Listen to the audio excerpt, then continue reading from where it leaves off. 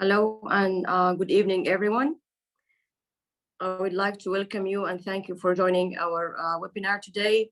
Today we have Professor Singh Soki with us, who's a consultant neurologist and associate professor at the Aga Khan University Nairobi campus. Dr. Soki, he completed his undergraduate and higher specialist training in the University of Sheffield in UK in 2015. And he was the lead for the stroke care pathway to receive international accreditation in 2011. And he is the founding director of the first postgraduate neurology training program in East Africa. His academic interests are in epilepsy and dementia, as well as demystifying neurology throughout graduate medical education. Please welcome me to join me to welcome Professor Soki. And he will speak about implementing epilepsy surgery in a low middle income countries, lesson learned from Kenya. Thank you, Professor Soki, and you have the floor. Thank you very much, Dr. Alamar, for the kind introduction. I hope you can hear me okay. Yes. Okay, excellent. So once again, my deepest gratitude for the invitation to speak. And as introduced, my name is Dilraj Soki. I'm a neurologist in Aga Khan University in Kenya with an interest in epilepsy. Thank you as well to the ILAE organizers, Jessica and team, for helping coordinate this event. And just for your information, there are some patient pictures and videos, but the patients have all given consent to have their videos shared. I have no conflict of interest that's relevant to this talk. The main talk that neurologists are all going on about is this report that came out last year for epilepsy, the IGAP report from the WHO, and some facts that there are approximately 50 million people with epilepsy in the world, but the majority of them live in the low and low middle income countries. And more than 2/3 of them have very poor access to treatment. So there's a big treatment gap for epilepsy in our part of the world. As is shown in the map here,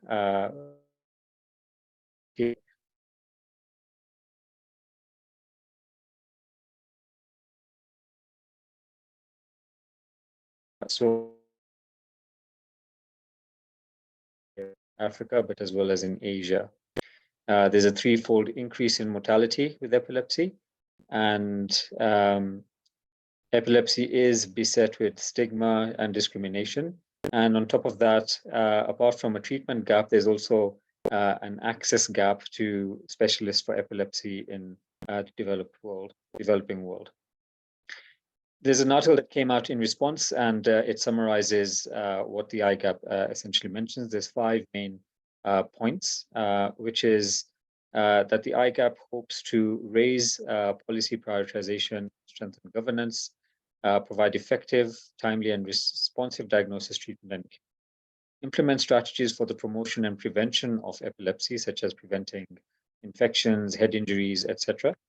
Foster research and innovation, and strengthen information systems for collaboration, such as epilepsy registries, as well as to strengthen the public health approach to epilepsy, especially from a primary care level.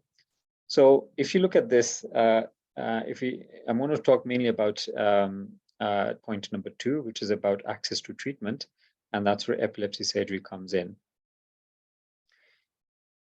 If you look at the global volume of treatable epilepsy through surgery, first of all, we need to think about the patients who, with epilepsy, who do deserve to have epilepsy surgery to help in the management of the seizures. There is a good proportion of epilepsy and that are drug resistant. And by drug resistant epilepsy, we mean those people with epilepsy who have failed to control the seizures on 2 drugs that are the appropriate drugs, so they're the right choice for the types of seizures, and at adequate doses for a good enough length of time. And that's what we call drug-resistant epilepsy. And apart from just the medications, there's many other aspects of a patient's life that will drive them to have drug-resistant epilepsy, such as adverse effects from the drugs and making them non-compliant, changes in the personality and mood that make them non-compliant, etc. So it's a complex myriad of problems that lead to drug-resistant epilepsy. And from this paper that I've referenced here, there's estimated about 10 million surgical candidates in the world for epilepsy, with probably the highest prevalence being in Africa and Latin America. And how we measure the outcome from epilepsy surgery is through this Engel classification. And ideally, we want to have the majority of people attaining class 1, which is that they're free of disabling seizures. But there are further classes you can see in the table there. So if I refer to Engel classification, this is what I mean. Now, epilepsy surgery has known to reduce the amount of seizures that people get. So in this systematic review, it shows the proportion of people who become free of seizures, and it's close to about 63%. And this is in this picture here is for adults. But the other breakdown from this forest plot is what factors actually promote seizure freedom after epilepsy. So hippocampal sclerosis has a more favorable chance, cortical dysplasias, tumors, and depending on the site of the sclerosis in the temporal lobe, as well as if the imaging down here, let me just get my pointer on, if there is actually a lesion on the neuroimaging, and that's even more favorable to seizure freedom after surgery. So the top two main pathologies we see on scans, hippocampal sclerosis and cortical dysplasia, and you can demonstrate that on imaging are favorable towards a good outcome in epilepsy surgery. And epilepsy surgery also saves lives. So in this review that came out a year or so ago, it looks at the odds ratio of death compared to those who don't have surgery, and you can see that it is way over here, close to 0.6, 0.5, meaning that epilepsy surgery actually saves lives by reducing mortality from epilepsy. And in this cost effectiveness study, they extrapolated from patients who had seizure freedom in various publications in the literature, mainly from developed countries, and calculated what the economic cost was saved in terms of reducing the amount of seizures that patients get after surgery, whilst accounting for the cost of the surgery, including the workup, the surgery itself, etc.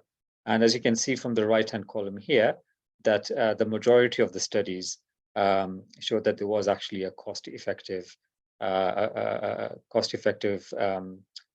benefit with epilepsy surgery. Epilepsy surgery also improves quality of life. And this is another meta-analysis that actually looked at quality of life of patients before and after surgery. It lists the countries in which the studies were done and the number of patients. Relatively small populations, but still as a sum, quite sizable. And the scores in this first column here called pre-op are the quality of life total scores using a number of quality of life questionnaires. And you can see that after the operations, in the majority of cases, the quality of life improves in pretty much all of these studies. So epilepsy surgery improves quality of life for patients with epilepsy.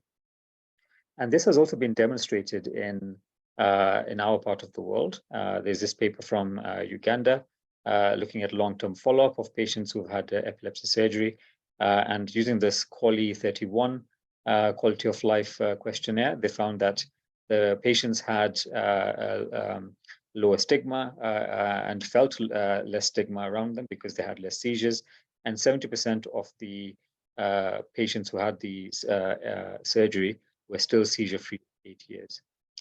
Another study from South Africa showed that 76% of patients 1 year after surgery had a better quality of life. About 2/3 were seizure-free at 1 year, and some even had a reduction in comorbidities such as depression. Now, what is needed for someone to call a place an epilepsy surgery center? This picture here shows what we're looking at in the brain in terms of the epileptogenic zone. There is the lesion itself that you may see on the scan, but then you've got all these other areas around it, such as the functional deficit zone and irritated zone, etc. And there are various aspects of a patient's story and the examination and the investigations that can tell us where the seizures are coming from. But the most important thing is obviously the history, the seizure semiology. Ideally, maybe if there's a video that can be looked at to see where the seizures may be coming from. And you need an EEG. Ideally, maybe have a patient with frequent seizures coming in for video EEG monitoring as an inpatient, or trying to get an EEG, an interictal EEG, which is the standard practice, or in some cases where EEGs are readily available, try and get an ictal EEG. You want to get a brain scan to look for the lesion, ideally an MRI scan, but in some places a CT scan is all that is available, especially in our part of the world. Neuropsychological assessment to see which is the language dominant and memory dominant part of the brain compared to where the lesion is. Some functional imaging to look at the actual functional lesion when the patient has the seizures, and some more advanced technologies that I won't go into the details of. And as well as mapping using, for example, the WADA test, like I said, about checking the language areas and memory areas.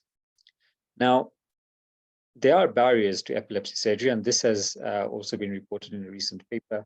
It comes from the patients, for example, their understanding or lack of understanding of what epilepsy surgery actually means and the benefit of it.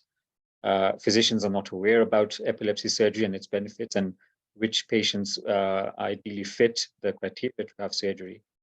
Lack of coordination of care and communication in all levels of care, primary care, secondary care, tertiary level care, and not communicating between each other. Biological barriers. So for example, a patient is older, they have significant psychiatric comorbidities, etc. As well as the time-consuming and complex workup that needs to be done while preparing someone for epilepsy surgery, which I'll allude to in a minute. Coming to the physician's beliefs, it's not only the patients who might not want to take up the surgery, but so are some physicians as well. In this survey, we can see that males maybe are more likely to discuss surgery with the patients, and neurosurgeons more likely than neurologists. But certainly in Africa and Asia, there was a much lower propensity of any specialist or physician to discuss epilepsy surgery with their patients.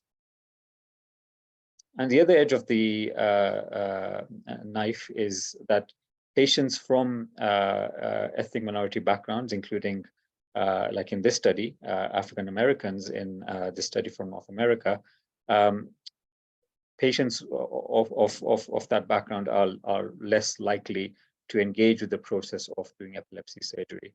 And that there's a myriad of reasons around that as well, which I won't go into. So from the outset, we're already being sabotaged in terms of trying to get more people, certainly from our part of the world, to have surgery. Now, I've talked about a list of the things that one would need to make an epilepsy surgery center. This paper here talks about the more basic pillars that we require. So you need to definitely have the pre-surgical diagnostic testing, including imaging and EEG. You could consider here extended diagnostic testing if you have the ability. You need to have the ability to do the surgery, and you also need to have the post-surgical care. And indeed, the ILAE website has a lot of guidelines on these various pillars that one can refer to on their website. And I'll discuss some of them in my talk as well. Coming back to this list that I put up earlier, I'm just going to go through a few of these and highlight some of the other barriers that we have specifically in our part of the world. And I put it here in red about this definition of drug-resistant epilepsy and fulfilling that definition and how that can sometimes even be a challenge in our setting. So I'm going to talk about the access to anti-epileptic drugs, for example. And this is just a bit of a story behind the Kenyan Essential Medicines List and the Kenyan Guidelines for Managing Epilepsy. In 2014, as is highlighted in this WHO news article, Kenya launched its first national epilepsy guidelines. And I was kindly funded by the Epilepsy Research UK as well as the ILAE in the UK, the British chapter, to do a traveling fellowship on epilepsy for a few months, educating people on these new guidelines. And this map here of Kenya, so this is Nairobi in the center. I went to various parts, including in Western Kenya, near Lake Victoria, teaching about epilepsy and the guidelines in various forums and handing out the books, for example, here at Makindu Hospital. But it got me thinking that, is it just enough to do that? Looking at the guideline itself in 2014, there were only 3 drugs listed, as I've put here. So valproate, clonazepam, phenobarbital, phenytoin, and carbamazepine as the drugs of choice for both adults and children. And coming from a place where I trained in the United Kingdom, we had a much wider range of drugs that were available.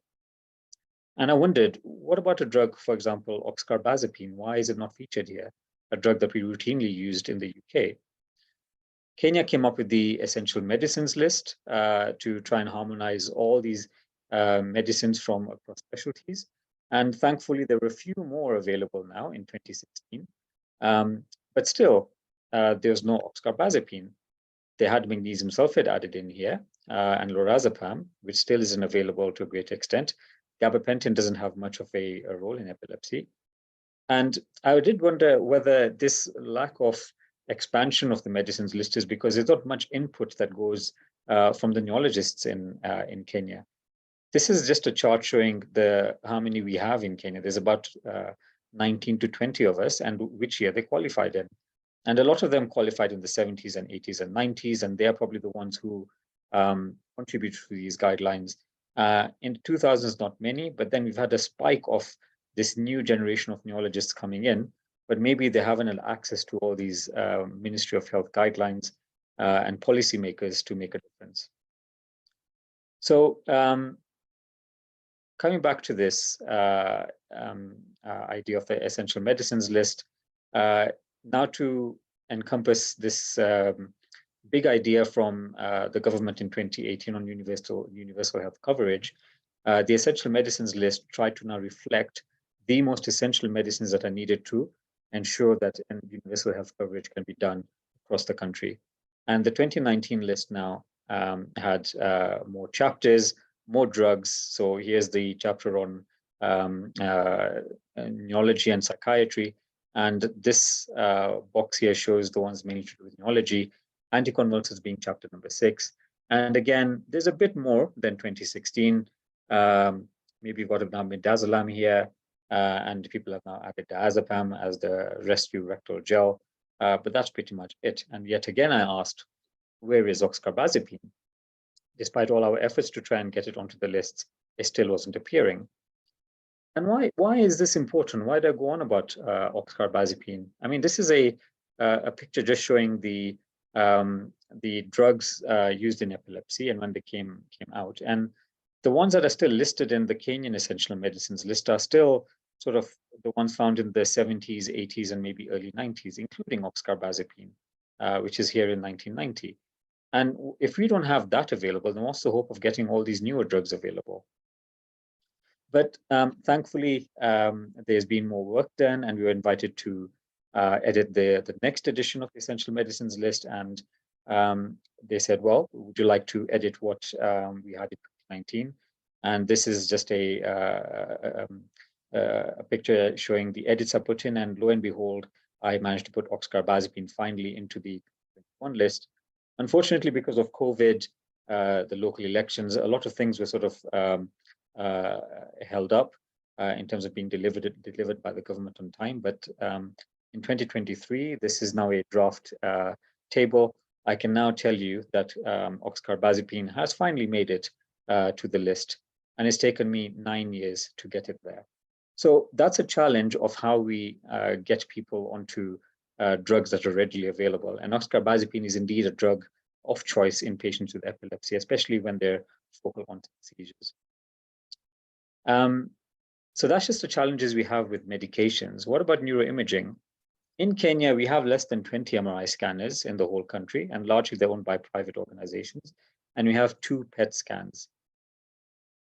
Now, is that all necessary, that we have to have all these scans to do epilepsy surgery? This study by one of my colleagues in Uganda at a hospital in ILAE, which is over here, right at the border with Kenya, near the Lake Victoria region, was a referral center for children with epilepsy, in whom epilepsy surgery could be done. It's called the Cure Hospital, and these are the referral sites from across the country, including Kampala, which is the capital center of Uganda. And they relied upon CT scans, such as what's shown in the picture here, to look for example, hippocampal sclerosis, showing this atrophy here on the left-hand side. And in this study, they had 10 patients who they did epilepsy surgery on, and 70% of them, again, were seizure-free after a year. So even in a resource-limited setting where you don't have fancy scanners, you can still achieve good seizure control in the right patients. But beyond imaging, what about personnel? This guideline that was published a few years ago from Europe, talking about the requirements of the personnel for epilepsy surgery centers, talks about a number of specialists here. As you can see from the top here, you need an epileptologist, a neuropsychologist, a skilled neurosurgeon, a neuroradiologist, and other ancillary staff such as your EEG technologists, etc., to support the service. And each one of them, what level of training they required, how much EEG knowledge they needed, etc., etc. Now, I can tell you that there is no specific physician or neurologist who can call themselves an epileptologist in Kenya. I mean, there are many neurologists, including pediatric neurologists, who have epilepsy as an interest, but don't just specialize in it by itself. We have a handful of neuropsychologists in the country, and they don't specialize in working on epilepsy alone, and are definitely not found in public hospitals. Neurosurgeons are many more than neurologists, but again, there's not a high volume of epilepsy surgery that goes on in our country. I think there's only 4 or 5 neuroradiologists in the country, of which 2 are housed within our own hospital, which again is a very small number. And in terms of the medical technical staff, EEG technologists were trained at a local university all the way up till 2011 when the training was stopped. And we held a meeting in 2016 trying to bring all these technologists together. And there's probably about 50 to 55 of them. And we've had no more being trained since 2011. And they're scattered all over the country, working in different parts of the public, private, and non-governmental organization sectors. So again, these are the guidelines for an ideal center, but we fall way short of it. And even if we do have a few neuropsychologists, as I said, we still need all these specialized equipment to help with assessment of patients for epilepsy surgery. In this paper, they looked at what neuropsychologists required, and you need functional MRI scans, you need, for example, MEG scans, etc., which we, again, don't have available locally. I talked about us having a PET scan, and there is this systematic review that looked at patients who had basic neuroimaging and then PET imaging to look to further locate the lesion and whether they too remained seizure-free after epilepsy surgery when the PET scan identified the lesion from which the seizures were coming from. And it doesn't show very well here, but this mark here shows that there's a 71% improvement of being seizure-free in these patients. The challenge with PET scans is that when should you do the PET scan? And the guidelines indeed do say that ideally you should do the PET scan within 1 or 2 days of when the patient last had a seizure. Otherwise, you're getting an interictal PET scan whenever you do it, and the pickup rate is much lower. So now we have 2 PET scans available to 50 billion in the population, of which maybe 1% to 2% have epilepsy, of which a further 10 to 15% require epilepsy surgery. How many of those people will be able to go into a PET scan within a day or 2 of having a seizure? And the answer is probably not, because they're going to be competing with patients who require whole body PET scans, for which these PET scans were first installed in these hospitals in the first place. Plus, PET scans are generally not very affordable. The government does fund PET scans in our country, but only if it's a whole body PET scan. looking for malignancy, rather than brain scans looking for foci of seizures, such as infrontal lobe seizures or others. So I've talked about imaging. What about EEGs? In this study that I did as part of that 2014 traveling fellowship, we looked at psychogenic non-epileptic seizure services in Kenya, including perceptions and knowledge. But we also looked at what is available to the doctors that we queried in this questionnaire. And as you can see here, about half of them had access to doing an interictal EEG. Not many had access to do an ECG, and only 2% said that they had access to a video EEG. And access for patients was even much less than that. So they would refer patients to get these done, but either the patients couldn't afford it or it was too far away, etc. And this only one place that did have video EEG capabilities at that time was the Children's Hospital, which is a private hospital across from where I work. If you were to Google an EEG near me, this is the map that would come up for Kenya. Again, this is Nairobi, and this is now down to the coast. So this is Mombasa. And you can see how spread apart EEG availability is, and the majority of it is all in the central region, all around Nairobi. So I've talked about the challenges in terms of the personnel, the equipment, and we highlighted some of the challenges of sending patients, eligible patients for epilepsy surgery through this abstract that I presented at the ILAE meeting in the UK in 2021. And these are the two illustrative cases that we had.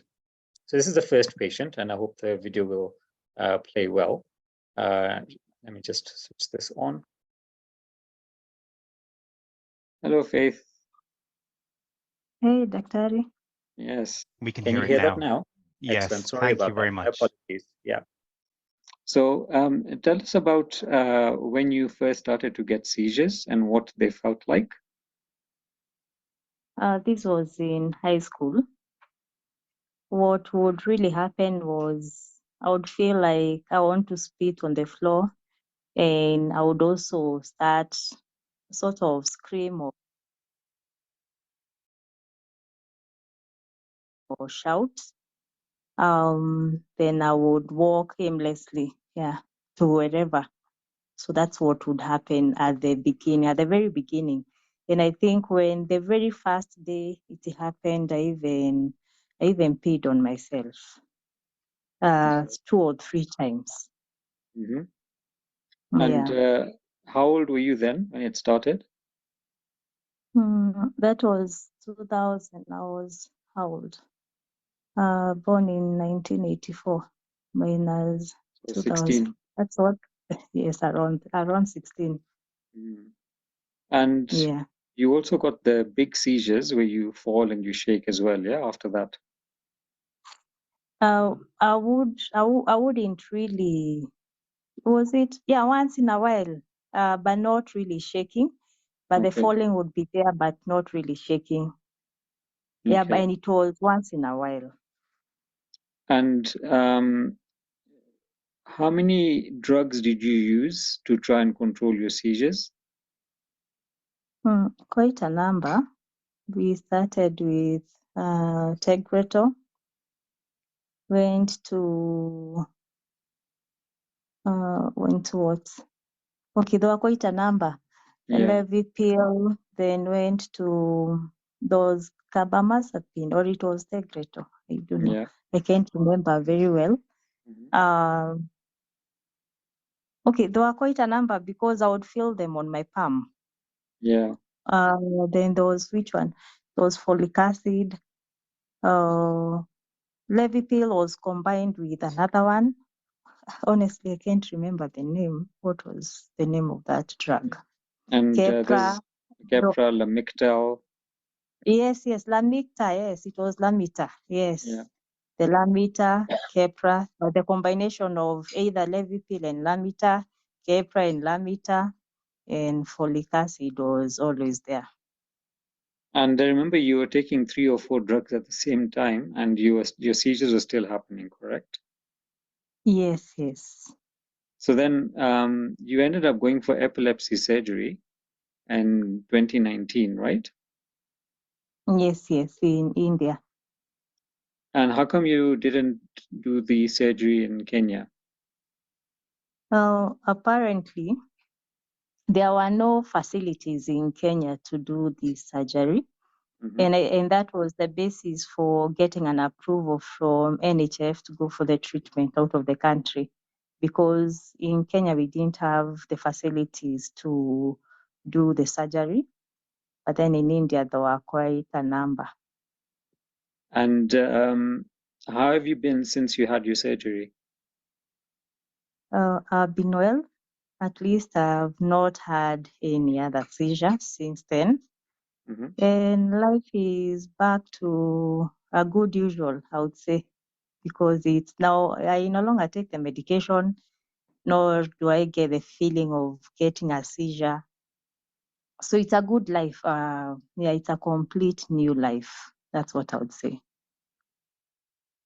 So quite a illustrative video of one of our successful epilepsy surgery candidates, but it highlights the challenges we had of managing her with the limitations of the drugs we had locally. The picture shown here on the right-hand side is her scan. So she had right mesial temporal sclerosis pre-op, and this is her brain scan after the operation. And as she says, after having 21 years or so of uncontrolled seizures, multiple medications, she had this epilepsy surgery, had to go to India to get it done, but was supported by NHIF, which is our national health insurance fund from the government, as well as she had the benefit of having some private insurance who paid for her to have the epilepsy surgery done. So, I mean, India is one example of having surgery, but here's another example. And this one was now in South Africa. I was diagnosed with epilepsy in 2012. Okay. And what did your seizures feel like when you had them? Started first by feeling a deja vu, like I'm in a place where I've been before, like where it's somewhere familiar. Then I started seeing someone in my mind. That person, I cannot tell who it is. But that person had short hair. I don't know if it was a female or a male, but that person was like explaining to me what is about to happen next. Like telling me, this is about to happen. You've been here before. See, this is about to happen. You've seen this before.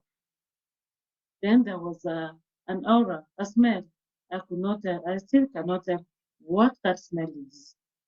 But that smell was a surety that I'm about to get a full seizure. If I smell that, I knew a seizure is about to happen. And the big seizure was the one where you would be stiff and shaking, right?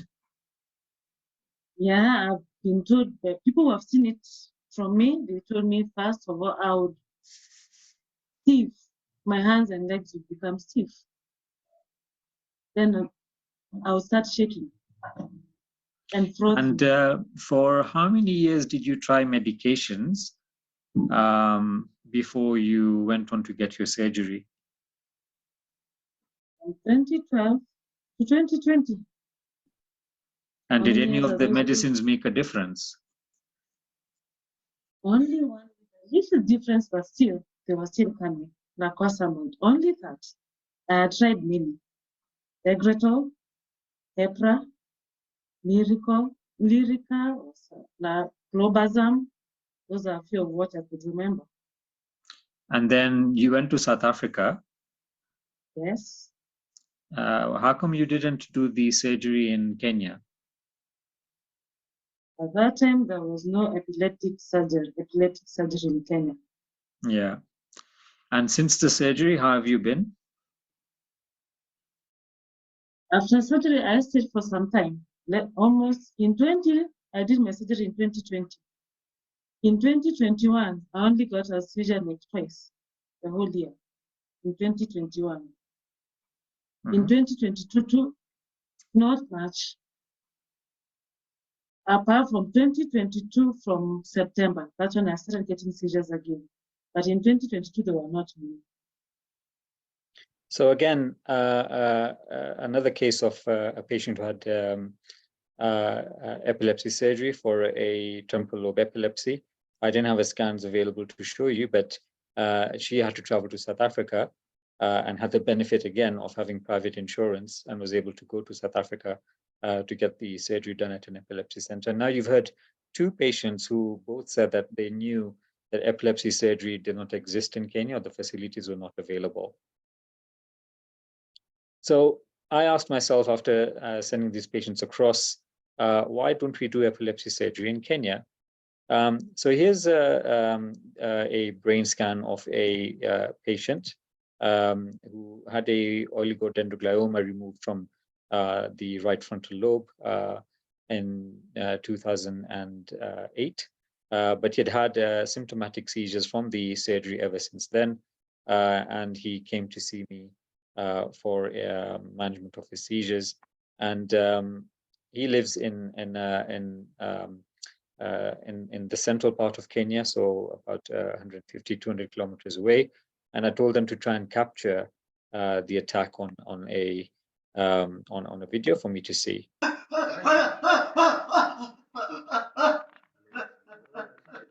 And as you can see from the video, he's clearly got a number of lateralizing signs that point towards the epileptogenic focus, probably coming from the area of this scar in the right frontal lobe. And again, in him, we tried multiple medications to try and control his seizures over the preceding years. And he was one of the driving factors, along with the other patients that I've shown examples of setting up this epilepsy inpatient monitoring unit. We launched it in August last year at our hospital. It took us 4 years to convince the leadership that it'll be a novel and unique and much needed service for the local population before it actually got approved and set up. And it is a single room that's available in our hospital. And this is that same patient I just showed you the video of, who came in for the EEG monitoring in the inpatient unit. And as per the protocols that we borrowed from my former place of training, courtesy of Professor Marcus Roiber, who's an epileptologist at the University of Sheffield, they helped us put together the hospital protocols of how to reduce and then remove anti-epileptic medication safely while a patient is admitted to such a unit, to make them get a seizure, and the safety protocols to make sure that everything is handled safely. So he's giving the thumbs up because he actually just had a seizure and it had been captured on the EEG. And indeed, it showed that it was coming from the right front part of his brain. But again, we just don't have the neurosurgeons who specialize in this kind of surgery. And he ended up going to India to get his surgery done. So just coming to the last couple of slides, there are many barriers to epilepsy surgery. And this paper here talks about a lot of the barriers from a doctor's perspective, a patient's perspective, but most importantly, which I've now listed here, is the health system resources. So you need the expertise, but you also need the equipment. And you also need this coordination of referring people to the epilepsy program. There's the issue of cost, and then there's also the overwhelming burden of disease in our part of the world. And the solutions are indeed, you need to build up your multidisciplinary team, get the necessary equipment, like we got this epilepsy monitoring unit finally. It's one of the very few in our country, in addition to the one I talked about back in 2014. There should be a protocol for patients to be referred for epilepsy surgery, which at present does not even exist in the latest epilepsy guidelines for our country. And there needs to be collaboration with high resource settings to cross-pollinate knowledge and share ideas on how to manage these patients. In this excellent scoping systematic review published very recently by Dr. Asadi Puya from Iran, he talks about the 4 pillars that need to be looked at when setting up an epilepsy surgery center. You need to have the healthcare professionals the basic investigative technologies, including MRI and EEG. There has to be careful planning leading up to the surgery, and definitely raising awareness, not just with patients, but also with doctors. And from the 9 high-quality papers they found in the systematic review, there was 2 models that they found seemed to work. One was that you develop your own healthcare professional team, such as what he had done in Iran and has been demonstrated in India, China, and Vietnam. Or, as I alluded to in the previous slide, you need to have this affiliation maybe with advanced epilepsy surgery programs in a developed country to leverage on their expertise. And this example here for Tunisia shows how Northern American countries, including Tunisia, could use their connections with Europe through this EUMed Connect platform to get cases looked at, EEGs looked at, videos looked at, scans looked at, and eventually have patients selected for surgery. So with that, I'll finish my talk, and I hope that I have shown you that epilepsy surgery is a very important part of treatment for epilepsy, and much aligned to the IGAP recommendations from the WHO. There are many barriers to epilepsy surgery, and some are very specific to Africa. There's the lack of awareness. We don't have enough personnel in every cadre, and it's quite expensive. We don't have any high volume centers that perform the surgery. And we are very far away from the required standards of epilepsy centers for radiology, advanced imaging, advanced EEG, etc. But surgery can still be done and is still being done in resource-poor countries, although it is with limited resources, such as what I showed in Uganda. And certainly the IGAP report, it opens up the opportunities for collaborating with our partners and growing the services that we have both locally and regionally. So I thank you for your attention, and I'll happily take questions.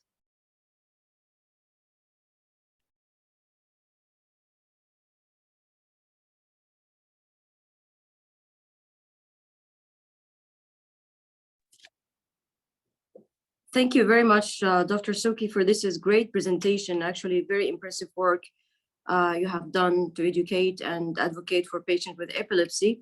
We have some comments and questions. I'm going to go over them in the Q&A box. So Mamta Singh says, I wouldn't worry so much about missing oxcarbazepine, but why is LAVE not included? So in regard to medications available in Kenya.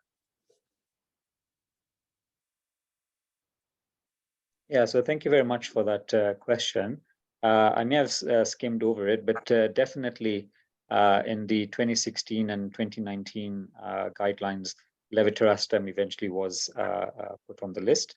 I used oxcarbazepine not because it's my favorite drug, but as an example of a drug that should be made available, and that it took all that time to get it onto the list. But yes, your point is well taken. Thank you. Thank you very much. And there's a question from Erin saying, thank you for that exhaustive presentation. Is there any place in Kenya that has epilepsy surgery program? Our experience is limited. Interest in setting up such a program. Yeah, so another question. I think setting up an epilepsy surgery center does require a multidisciplinary effort, and it requires buy-in from all the stakeholders. And us, just as neurologists, we're interested in access to medicines, getting the right EEGs in place. We already have great radiology services just where we work. But yes, even though our neurosurgeons are very enthusiastic to be a part of the program, I think there does need to be that level of high volume expertise in that this surgery is done routinely. And unfortunately, a number of centers in East Africa don't have that level of high volume output. If you compare it to, for example, the hospital that I talked about in Uganda, the Cure Hospital for Children with Epilepsy, they have a very high volume output. And I think it's driven a lot by their connections with international neurosurgeons who come visiting to perform some of these operations and upskill the local surgeons to be able to do these operations more confidently, even when they have limited neuroimaging. So yeah, there is enthusiasm, but enthusiasm has to be across board, across cadres, and I think we chip away at it one step at a time. So my understanding that right now there is no epilepsy surgery program in Kenya. Is No, that there correct? isn't. No, Okay. as far as I know, there is not. I know there's a number of other hospitals, like the pediatric hospitals, who have had a lot of these other things set up for children some years ago. But as far as I know, there's a dedicated program where formally patients are referred through a pathway and qualify for surgery and get it done. So there is just no epilepsy center. I see. There is also questions from Mamta Singh. Just curious where in India were your patients operated?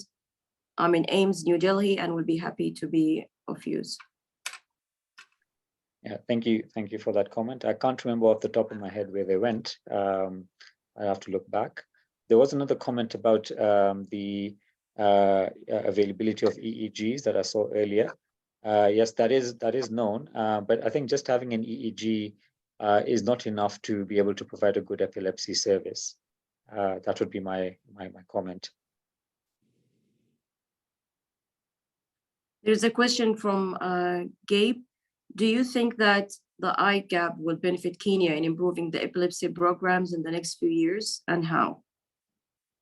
Yeah, and I think that's a very important point. And it's an extremely important document that came out last year that will help keep our governments to account, because it comes from the WHO.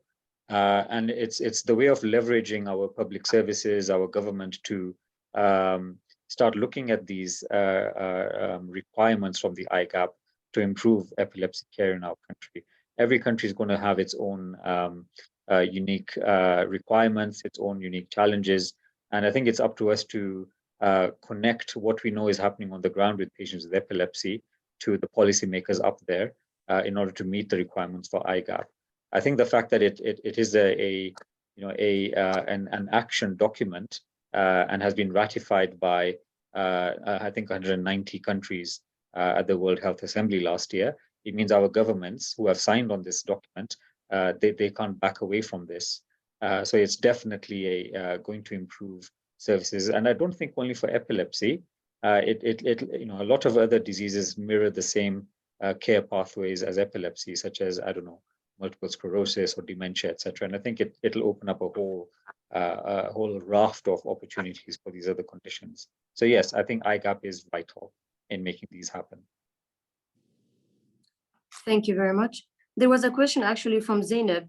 She said, if we have 2 epileptogenic foci, how can we proceed? Thank you. Yeah, it's a good question. And I think that's where you need all the advanced imaging techniques, as well as the seizure semiology from the patient in terms of either the video or the history, to try and see which is the most likely epileptogenic focus.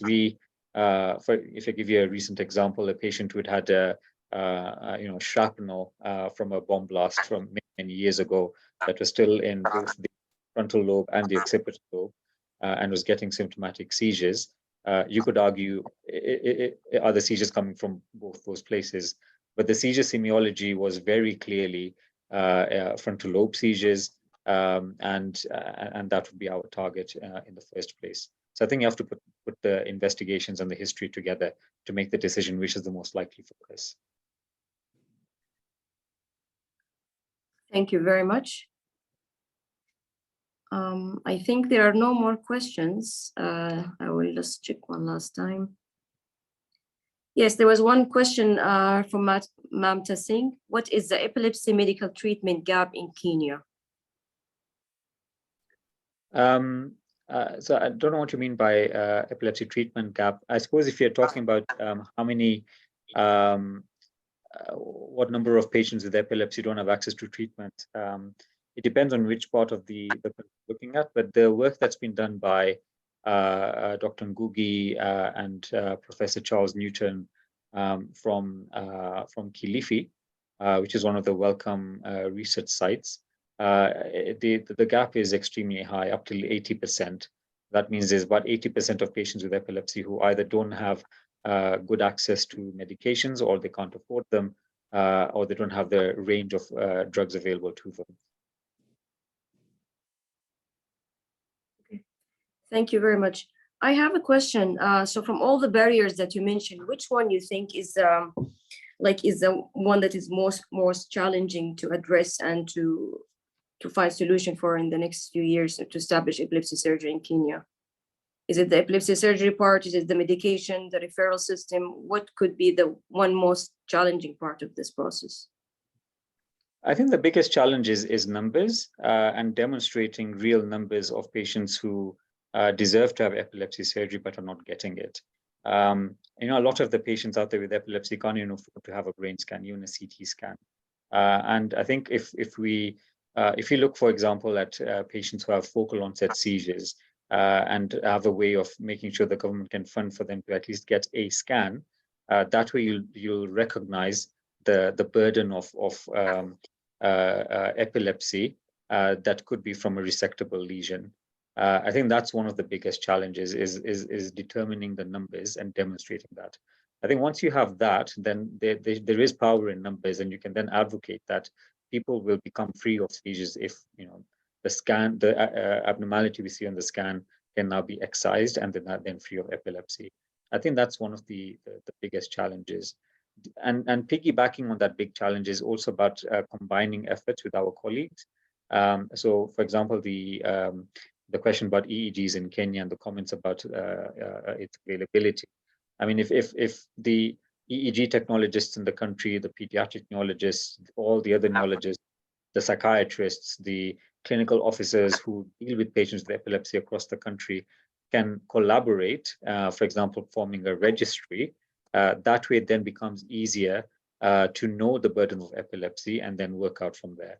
So I think that's another challenge of how we can collaborate to get the numbers together. Thank you very much for your excellent presentation and excellent work for serving epilepsy patients.